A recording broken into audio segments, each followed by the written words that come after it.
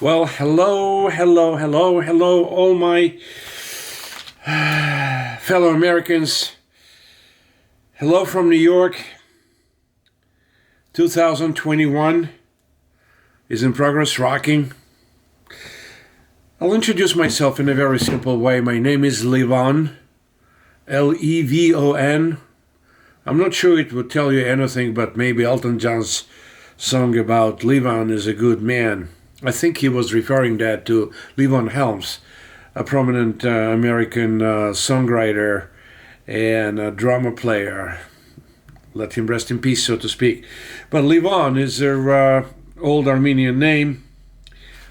Armenian. This is a mystery. I am an American Armenian, and I am today with some kind of special announcement. To me, it's a crusade. But in the meantime, let's listen to something. This is prominent Yanni. Thank you.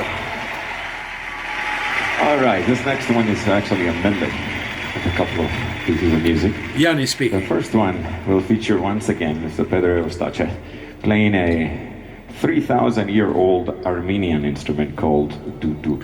3,000 years old. Yeah. It will also be joined by Samuel and Armin. And the next one is John, it's one of my favorites. I wrote it when I was a kid. It's called Nostalgia. We'll play them both for you right now. Yanni is a genius. He's phenomenal. Just a little glimpse of what Armenian music of 3,000 years old is, okay?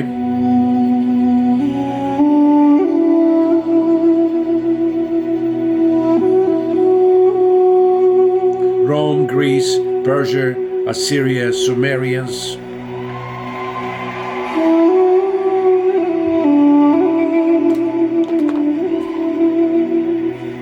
The very fact that this beauty comes to our world 3,000 years later, does it tell anybody anything?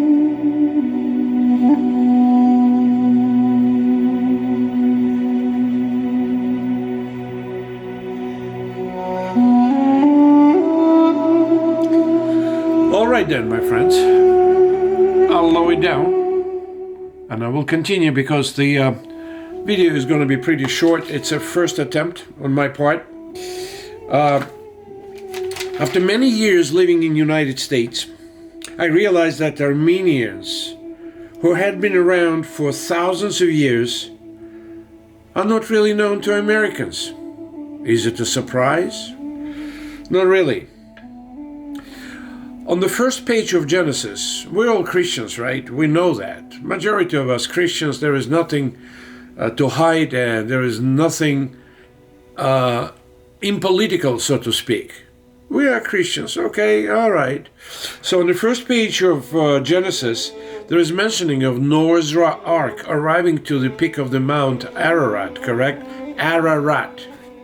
Ararat is a common name in Armenian culture. First name, Ararat, although probably there is a last name, it's like Araratian.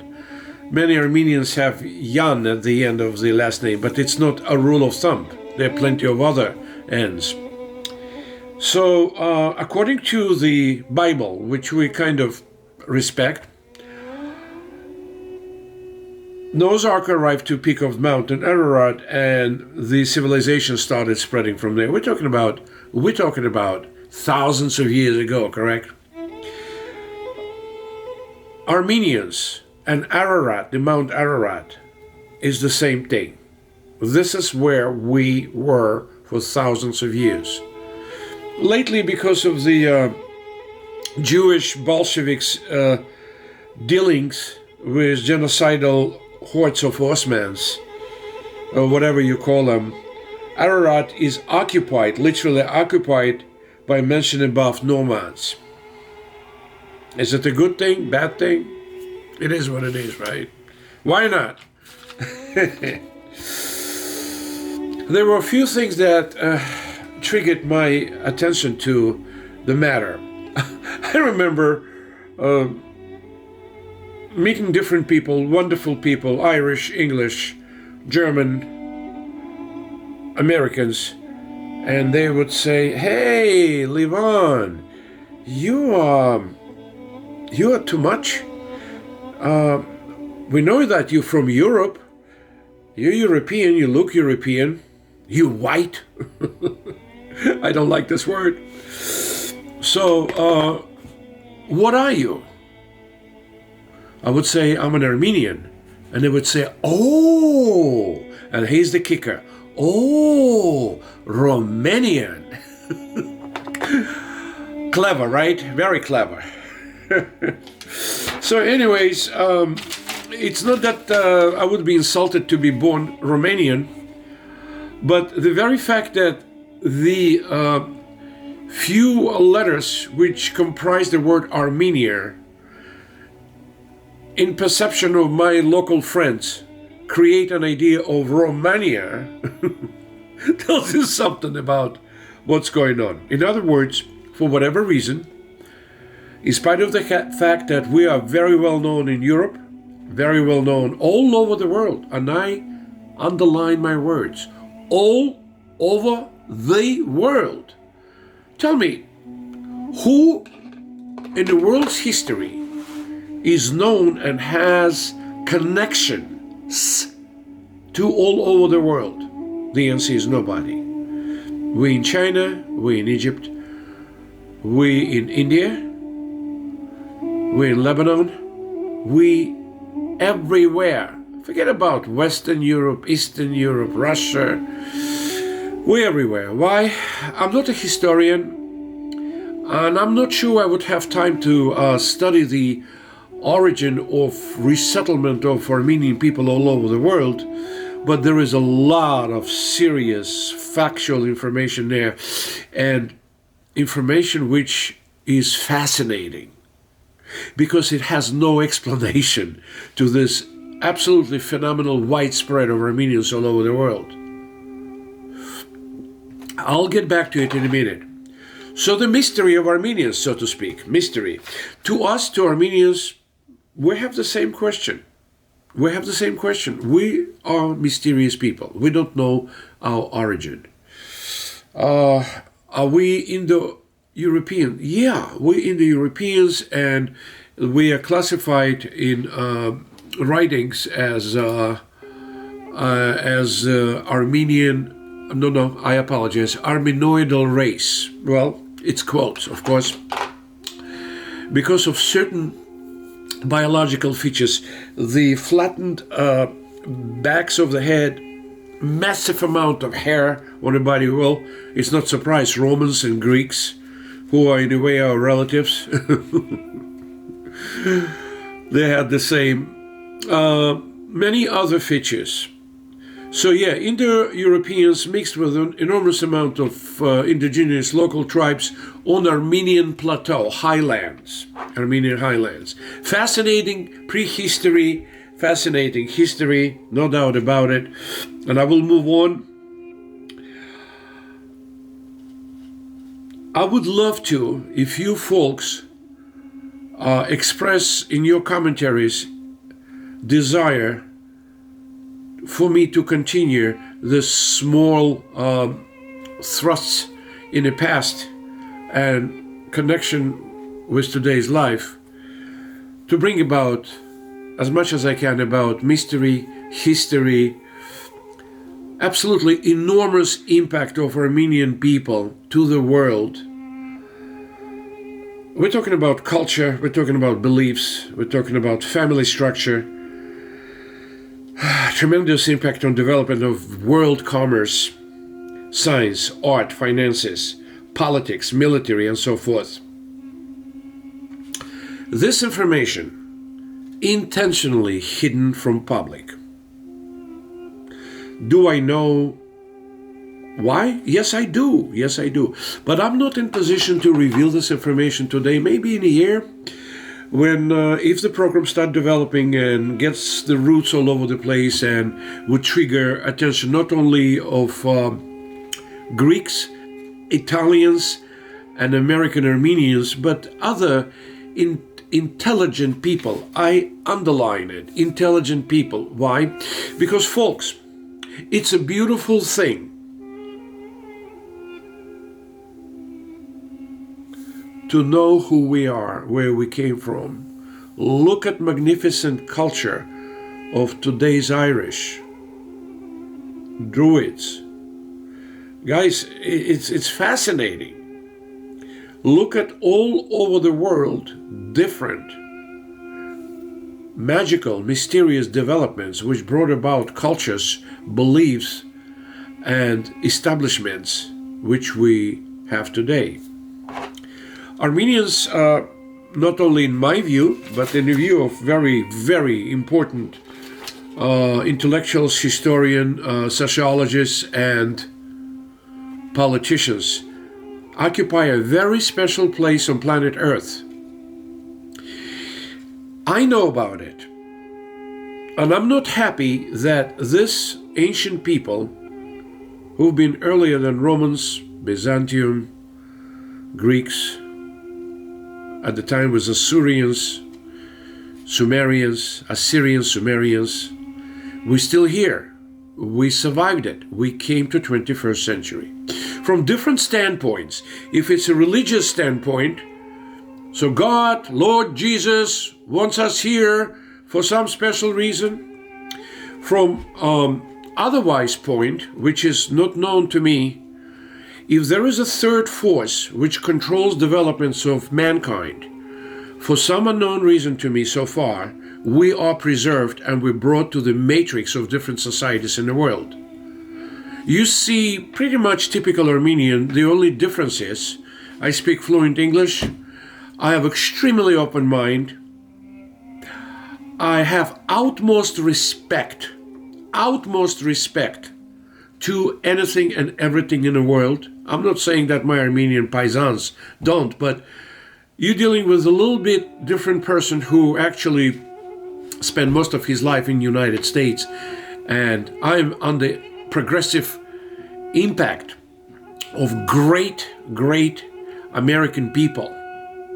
I am saddened to tell you that in the world, Americans, listen to me carefully, in the world, this poor, miserable world don't know who Americans are, don't know who African Americans are, don't know who Latin Americans who live in the United States are, don't know about unity of millennials in this country. We are progressive, beautiful entity on planet Earth. And I am so thankful I'm here, and I'm so thankful I would be able to bring this message to the world, to my people, in diasporas, in Armenia, here, and to others. Because intellectuals who would listen to my program eventually would be fascinated with the fact that Armenians are still around and they contain such a wealth of knowledge, pacifism, and service to humanitarian society. I said it, service to humanitarian society.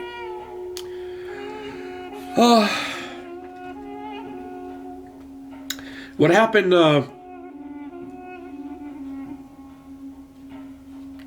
somebody said to me, oh, you know the reason why people don't know about us, this and that, it's our fault we do not talk about ourselves, don't tell people about it. Partially, yes, but there is a third force which oppresses information about us, suppresses, makes sure we don't exist in this hemisphere. It's a known fact. I know which force is this is, and this force will know exactly what it is when they listen to this program. Shame on you. You are trying to impede the spread of civilization and humanity. Don't do that. Millennials will teach you the lesson, okay?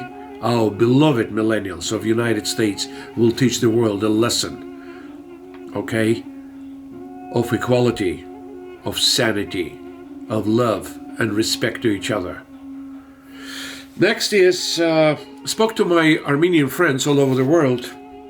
I have my program on other channel, and I asked them if I should I speak about Armenian matters to present it to the world, and I got absolutely unanimous, universal answer. Yes, please do that. but speak English only. So it's all up to you folks. It's all up to how you're going to respond to my introduction. If you're really interested to know who we are, because I am convinced that the world without us wouldn't be the world it is now. It's a long story. And if that's the case, write your commentaries to me. It's not anything but educational program which directed only on enlightenment of human beings.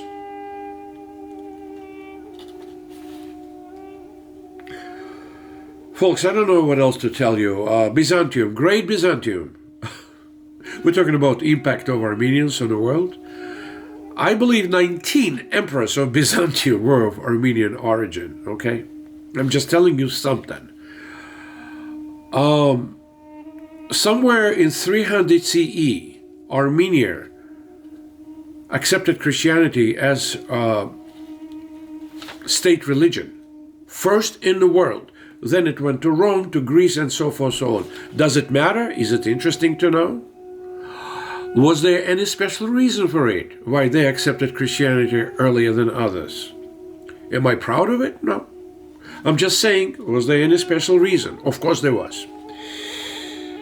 Russians, my beloved Russians, the enemies of the world. That's another paranoia. Poor Russians. Russians were baptized somewhere in the 9th century AC when their, let's say, King Vladimir got married to the woman who he loved immensely, Anna Porphyrogenita. Anna Porphyrogenita. She was a queen of Byzantium. Maybe princess, I apologize, of Byzantium. And, interesting fact, of Armenian origin. Hello, Russians. If Christianity means anything to you, please say thank you, Armenians, for spreading civilization to our lands. All right, guys. So I'm going to be wrapping up. There is nothing else to say at this point of time. I would love to hear from you, folks. I would love to hear from you, because it's very important for me, because it would direct me in the future how to run this program. I'm going to put for the world a song sang by prominent Armenian singer Tata Simonian. It's called Erani. Listen to this beauty. This is modern. This is modern music. Just listen to this beauty and tell me, does it strike you as something special? Yes or no? Guitar and a voice. That's it.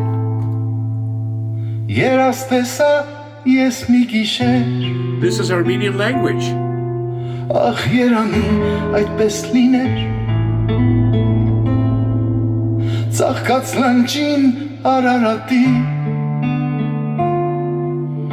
Հայոց կարներն էին արոտի, ախ երանի երազս կատարվի, Վանածովից մինչև Արցախ. This is us, Armenians. Սասունն ու մուշը արդահանանին, նորից տունգան լինեն ուրախ. I think it's Ու երկու ափերին է արաքսի, ապրենք հանգիստ, լինենք խաղաղ. You hear the language? Երանի, երանի, երանի, երանի, երազս կատարվի. Right, my friends, we're going to be wrapping up. It was a great pleasure and honor to present myself to the world in the United States in the way I did. I'm waiting for your commentaries for support. Should I continue my programs in more details, not as professional because I'm not, but as the educator. Because I believe that freedom of information, freedom of thoughts, intent to tell the truth is the only way to bring people together and help each other to build up a better world. And I'm referring right now to my beloved millennials. Boy, I love millennials. My children are millennials. And they are so wonderful. Okay? Love you guys. Happy 2021.